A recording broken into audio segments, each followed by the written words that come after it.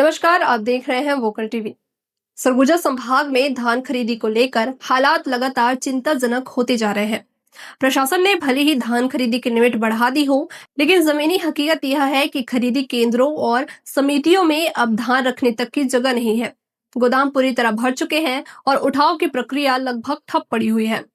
स्थिति यह है कि इस खरीदी सीजन में अब तक सरगुजा में केवल 40% धान की खरीदी हो पाई है, जबकि खरीदे गए धान में से महज 9% धान का ही उठाव राइस मिलरों द्वारा किया गया है।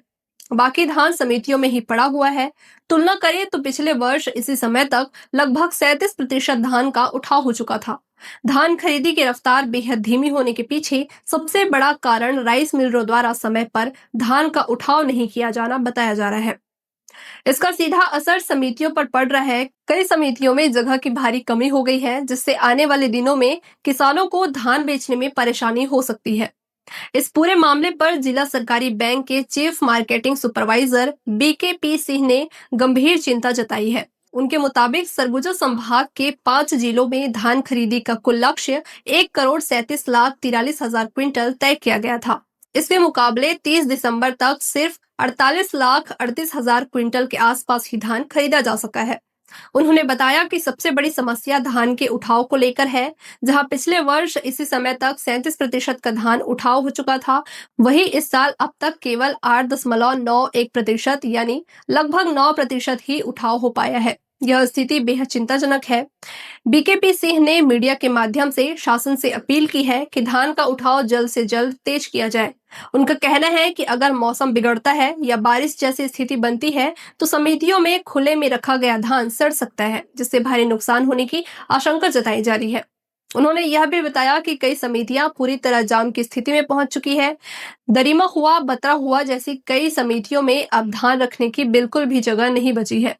ऐसे में किसान धान लेकर आएंगे तो उन्हें वापस लौटना पड़ सकता है। धान खरीदी की अंतिम तिथि 31 जनवरी तय की गई है, यानी अब सिर्फ 1 महीने का समय बचा हुआ है। लेकिन हालात यह है कि अब तक केवल 40% धान खरीदी हो पाई है और शेष 60% धान अभी तक नहीं खरीदा गया है, जो कि आने वाले 1 महीने में खरीदा जाना है।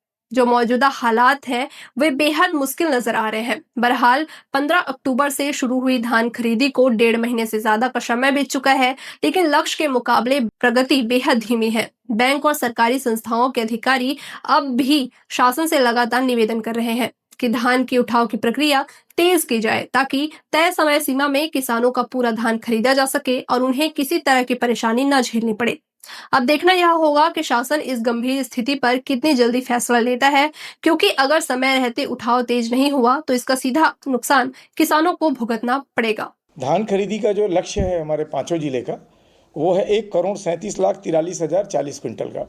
उसके अगेंस्ट में कल दिनांक तक, मतलब 30/12 तक जो हमारी खरीदी हुई है वो है 48,38,669.80 क्विंटल। जो इशू आ रहा है सबसे बड़ा धान खरीदी में वो है उठाव का। गत वर्ष इसी समय तक हमारा उठाव करीब 37% हो चुका था, जबकि इस साल अभी केवल 8.91%, केवल 9% उठाव हुआ है, जो भारी चिंता का विषय है।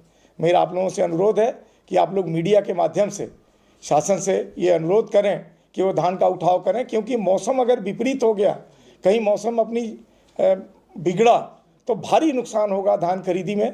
धान भारी मात्रा में सड़ेगा। और तो और है, हमारे समितियों में उठाव नहीं होने के कारण वो जाम की स्थिति निर्मित हो गई है। कई हमारी समितियां हैं, जैसे दरिमा हुआ, बतरा हुआ, इन समितियों में जगह का अभाव है, तो किसान अपना धान बेचने के लिए परेशान होंगे और अगर उठाव नहीं हुआ तो ये दिक्कत आएगी। ये 31 जनवरी तक धान खरीदी का लक्ष्य है। 31 जनवरी ही लास्ट डेट है, यहीं तक खरीदना है हमको। और अभी जैसा कि मैंने बताया, 1,37,43,000 के अगेंस्ट में 48,38,000 खरीदी हुई है। तो लक्ष्य के विरुद्ध अभी जो खरीदी है वो लगभग 40% के आसपास हुई है और उठाव केवल 9% है। हमारा उठाव ही एक बड़ा इशू है, जो मैं आप लोगों से निवेदन करूंगा कि आपके माध्यम से शासन से इससे करवाया जाए।